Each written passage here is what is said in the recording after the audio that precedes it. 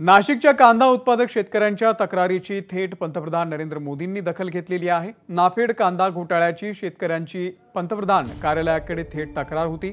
सन 2017 पासून 2,500 कोटींच्या घोटाळ्याचा आरोप केला जात होता।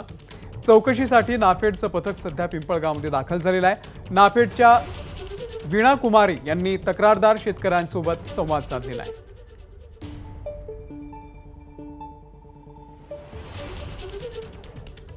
भ्रष्टाचार आहे। काही शेतकऱ्यांच्या पुढे सातबारात इतकंच लिहिलंय। काहींच्या शेतामध्ये आम्ही जाऊन आलो, त्यांच्या शेतामध्ये द्राक्ष बाग आहेत आणि त्यांच्याकडे कांदा लावलेलाच नाहीये, पण काही एकरांचा कांदा, काही हेक्टरचा कांदा त्यांनी दिल्याची बातमी म्हणजे आम्हाला मिळाली।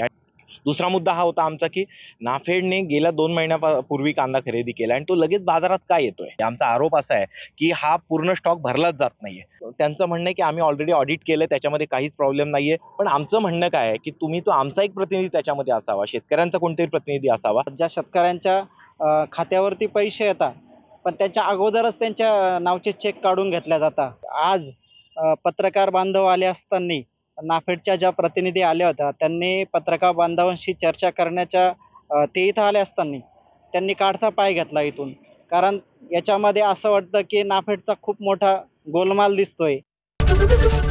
एबीपी माझा, उघडा डोळे बघा नीट।